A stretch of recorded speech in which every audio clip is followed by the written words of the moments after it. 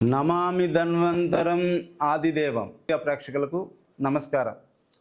నా పేరు కేఆర్ఎం శ్రీనివాస్ రెడ్డి, ఎండి న్యాచురో, ఎండి ఆక్యుపంచర్, ఎండి కైరో, ఎండిఏఎం.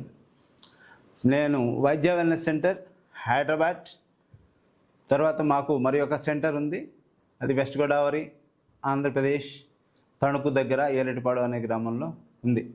ఈ రోజున మన సమాజంలో చాలామంది ఎదుర్కొన్నటువంటి ప్రధాన సమస్య పక్షవాతం. ఈ పక్షవాతాన్నే మనం తెలుగులో పక్షఘాతం అని కూడా అంటారు. దీన్ని ఇంగ్లీష్లో హెమిప్లీజియా అంటారు. హెమిప్లీజియా అంటే హెమి అంటే సగం, ప్లీజియా అంటే వాతం, సగం వాతం. ఈ సగం వాతం అంటే మన శరీరంలో ఒక పక్క నరాలన్నీ చచ్చుబడిపోవడం, లేకపోతే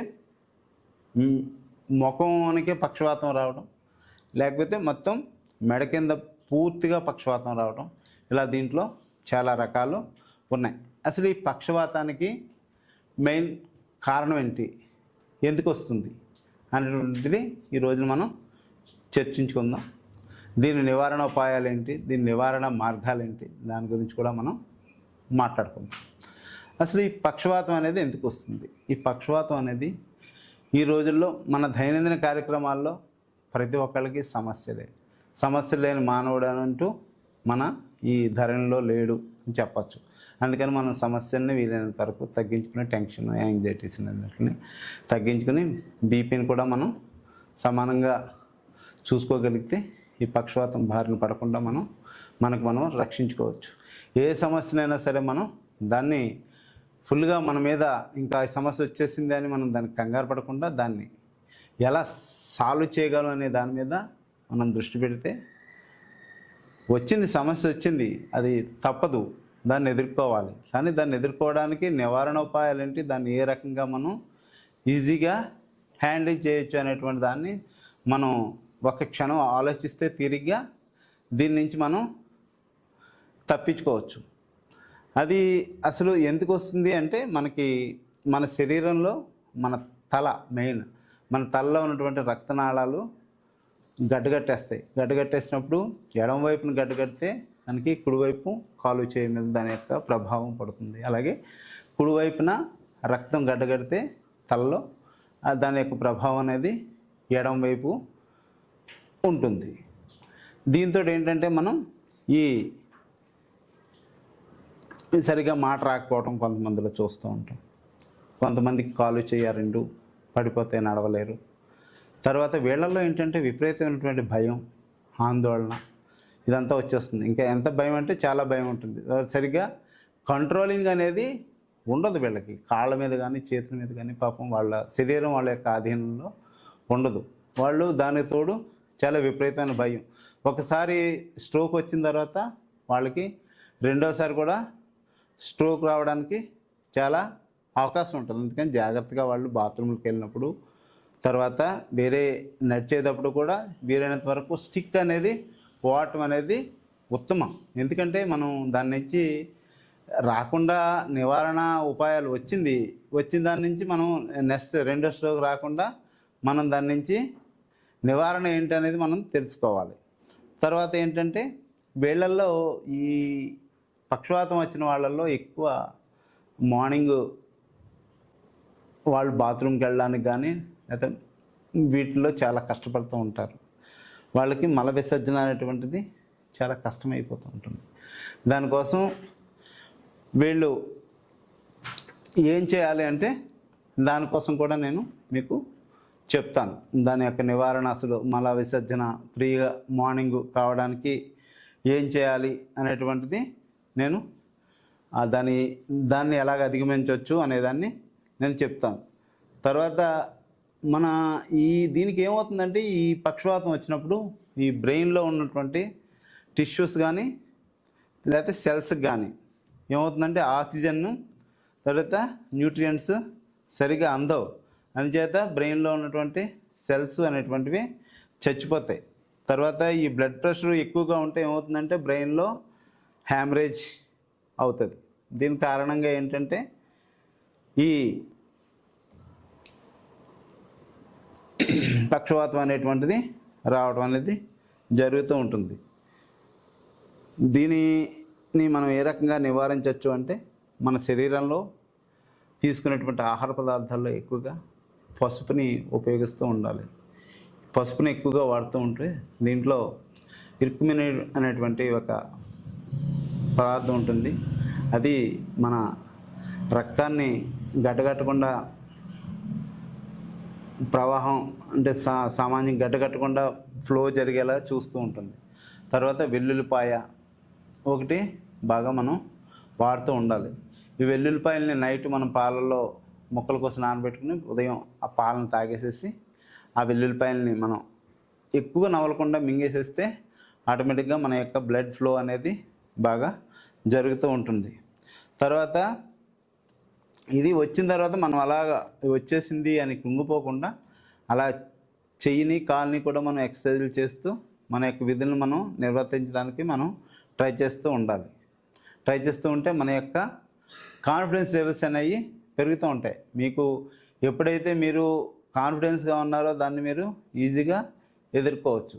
తర్వాత ఇంకొక మెయిన్ విషయం ఏంటంటే మన ఆయుర్వేదంలో వస్తే అతిబల అనేటువంటిది చాలా బాగా పనిచేస్తుంది. దీనికి అతిబల ఆకుల కషాయం అనేది మనం తాగడం మూలంగా కూడా దీన్ని మనం బాగా అంటే అతిబల ఆకుల్లోకి 8 ఆకులు తీసుకుని ఒక 2 గ్లాసులు నీళ్లు పోసి సేమ్ ప్రొసీజర్ దాన్ని బాగా మరిగించి ఒక గ్లాస్ అయ్యేదాకా చేసుకుని దాన్ని మనం తాగాలి. తర్వాత వేడి చేసేటువంటివి అంటే ఉలవలు, తర్వాత ఈ నువ్వుల ఉండ అంటే చిమ్నీ లాంటిది తింటూ ఉండాలి.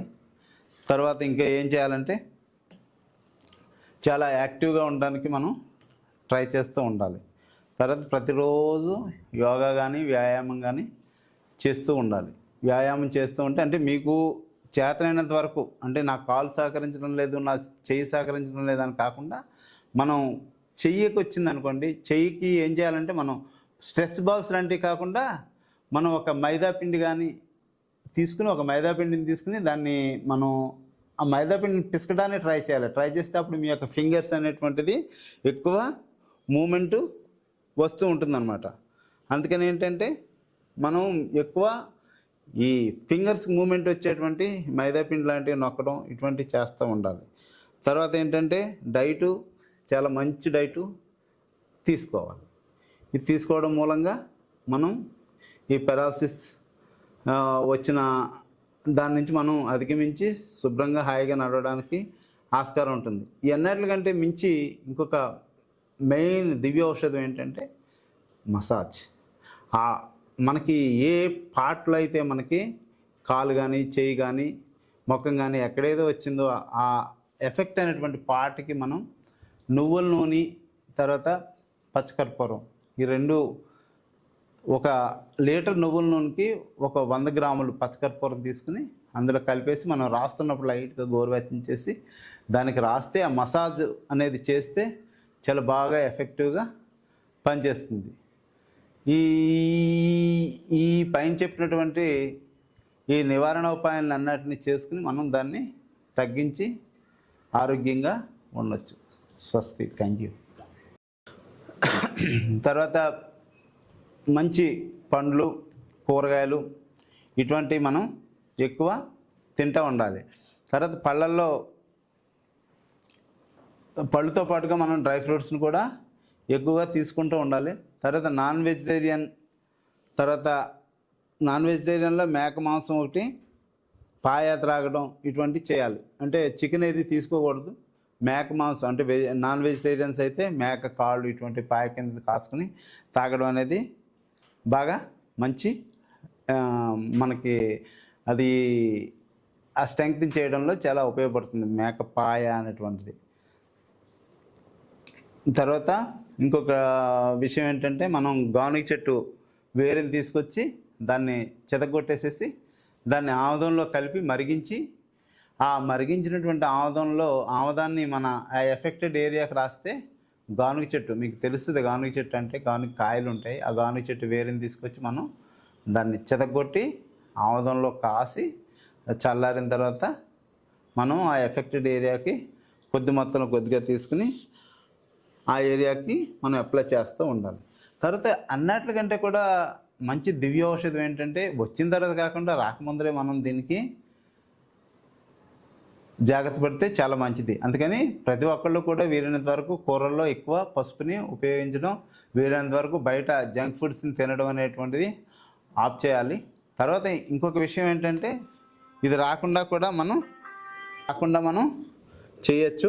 ఎలా అంటే ఉత్తరేణాకు ఉంటుంది కదా, ఉత్తరేణాకు మీ అందరికీ తెలుసు. ఈ ఉత్తరేణాకు మీకు ఒక పార్ట్లో మీకు కాలు చెయ్య లాగుతుంది, నాకు ఇలా పెరాలసిస్ వచ్చేటువంటి సిమ్టమ్స్ ఉన్నాయి నాకు అన్నప్పుడు మీరు ఏం చేయాలంటే ఉత్తరేణి ఆకు, ఒక ఆకుకి ఒక మిరియం చొప్పున మీరు తీసుకుని దాన్ని దంచేసి కల్వంలో వేసి దంచేసి, కల్వం లేకపోతే మీ దగ్గర మిక్సీలో వేసుకుని శుభ్రంగా ఒక ఆకు ఒక మిరియం చొప్పుని, ఒక 2 మిరియాలు ఎక్కువైనా పర్వాలేదు, తక్కువైనా పర్వాలేదు, అలా వేసి దాన్ని గుండా చేసి తర్వాత దాన్ని మాత్రల కింద చేసి ప్రతిరోజు, మాత్ర అంటే కుంకుడు గింజ అంత మాత్ర చేసి ప్రతిరోజు చేసుకోక్కర్లేదండి. అది మీరు ఒకసారి అంటే 15 రోజులకి 20 రోజులకి చేసి పెట్టుకుని ఒక నేను ఆరబెట్టేస్తే ఆరిపోతాయి. తర్వాత మీరు ప్రతిరోజు ఉదయం ఒకటి సాయంత్రం ఒకటి వేసుకుంటే కనుక ఈ పెరాలసిస్ బారిన పడకుండా మీరు రక్షించబడతారు. సర్వే జన సుఖినో భవంతు. Thank you.